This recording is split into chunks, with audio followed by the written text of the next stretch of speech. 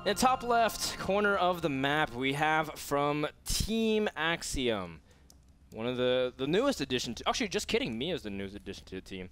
The second addition to the team, forming from Team Slayers, it is Ryung, the semifinalist in GSL Season 5 of 2012, and really starting to come onto his own. Used to be known as a TVT specialist, and showed an absolute clinic in his games against Marine King in his round of 8. In the bottom left, we have from Team Evil Genius's raid call, it is Puma, the Season 1 and Season 2 champion. You heard it from us, you heard it from Clutch. This guy has great skin, and he's got great builds. I can't wait to see how Puma does. TVT is also a matchup that he is phenomenal at. That's all right. We saw him face off in the regular season against a lot of Terrans, actually just 2 Terrans, but in all of his TVTs, he looked just insane. I remember situations where he would be attacking into siege tanks with less units and still come out on top. Don't ask me how he did it. He just did it. This guy is so good with just those small little subtle changes that give him that plus 25, plus 30% efficiency with his attacks. Puma is very much like a shoot first, ask questions later type of player. Just really likes momentary decision making and instantaneous reactions to what he needs to do.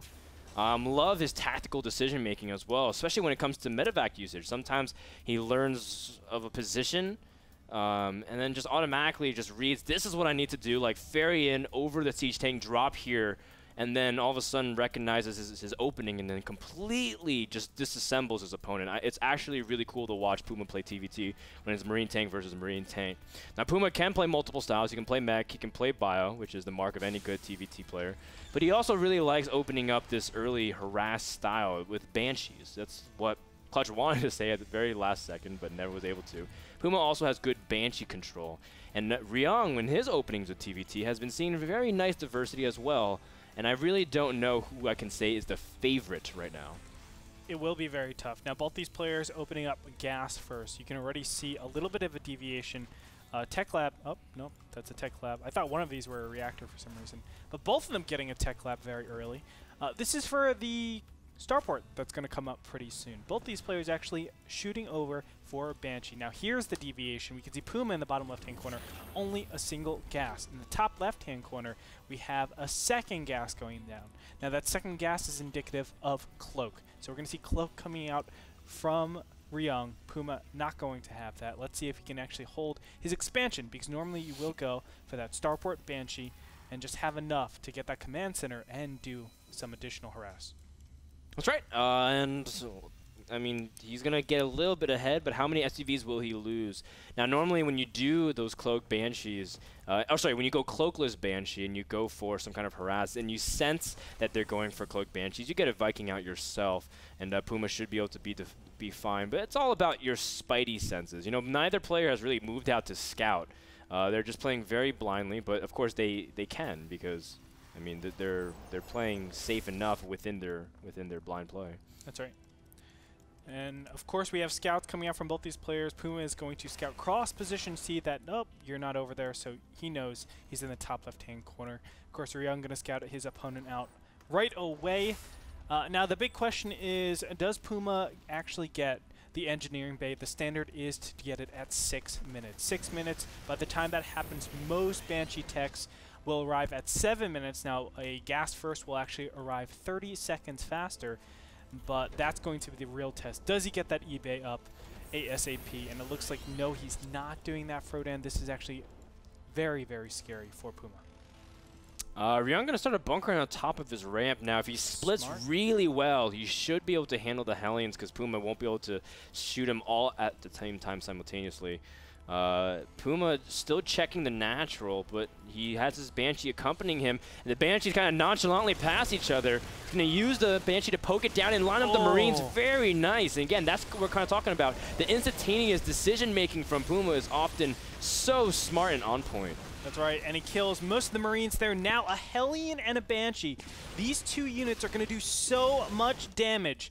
Where's that Banshee from Ryung? He's trying to snipe this command center. Nice. Engineering Bay is coming up here, but I think this one Viking is actually going to really give Puma a lot of position here. Yeah, because then Ryung realizes he's on the clock. He can't harass forever. Gosh. Versus this Banshee can literally harass forever because the form of anti-air is extremely weak. One Marine is out, and this Banshee has 19 kills, and it keeps on climbing. Yeah, you might ask yourself, why is Puma not actually scanning? Well, if he scans, the Banshee's just going to run away. He's saying to himself, let me get out an extra Viking, and then I can do something about it. He's also trying to just wait until this cloak is actually finished. But you can see, wow, Puma getting out here with the Banshee. 25 kills. He's a commander. Absolutely insane.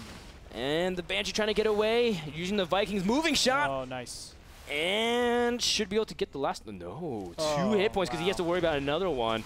Now he has to get the turret up, but Puma will be very far ahead, using the scan to buy time for that missile turret to go up. And Puma very nicely able to get a large advantage because his command center is still almost done, on top of the fact that his SCV count is ahead. Very nicely done. That's right. Another scan is going to pick that off. That's such intelligent use of your scans. A lot of lesser players would have just scanned there and said, please stop attacking me. But Puma's saying, well, if I scan, I have nothing after that to actually fall back on. I have no turrets. I have no additional units to really wait for. So he says, okay, I'll just weather the storm, because no matter what, I'll have to weather this amount of SCV kills. And then from there, I'll just wait until my eBay is finished. Then the turret can come up. I can then scan and wait until that turret finishes. Then I have further detection. Really, really intelligent play. Now, 3 Vikings is the perfect amount to scan once and kill a Banshee. That's why you actually stop at 3 normally. He's going in here to the main, and he might just drop down here, Frodan. And kill off the remaining SCV, targeting down the Mule. Oh, the Mule ends up dying. That's a massive pick off. Meanwhile, Ryung's still working on things here into Puma's base, but he's got double orbital. He can afford to lose a couple of mineral resources here and there. Now, one thing that's also pretty important is that Puma finished Stim. So as soon as he starts getting Marines out into the field, he's going to dominate it, and he's getting combat shields. His upgrades are so far ahead. Yeah, Stim is just absolutely monumental here. As you can see, the Stim Marines will take out the Banshee that didn't have enough energy for Cloak. That's why he couldn't really get away there. It looks like Ryung will try to do one last attack. Now, this looks like it could do a little bit of damage, but it will be hard. With Stim and combat shields already finished here, it's actually almost impossible for Puma to lose this.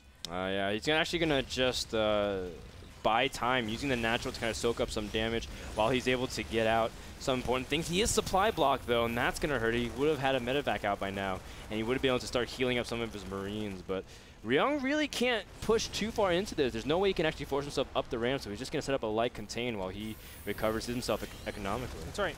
I mean, all you really have to worry about right now is your Marines staying alive. Ryung can't really push up into this position. Oh man, he's losing so much. The Marines do end up finishing, and the bunker does end up sniping most of the units. Ryung really doesn't have anything. He knows his opponent's on 2 command centers as well. But if there's anything we've learned in the past couple of nights, Ryung never says die in TVT. That's right. Now that medevac is out, though, this is so very scary for Ryung. I mean, where does he really go from here? He doesn't have any potential to actually harass his opponent with those Vikings out in the field. He doesn't have any potential to really keep up with the economy, though. So he's put in between a rock and a hard place. He doesn't really have a good solution to figure out this problem, which is Puma. Yeah, and the way things are looking, Ryung wants to set up another expansion, but he's so far behind. He has to harass a ton. Now, picking off these mules with the Banshee is nice, but nice scan from Puma. Should be able to take out that Banshee almost immediately.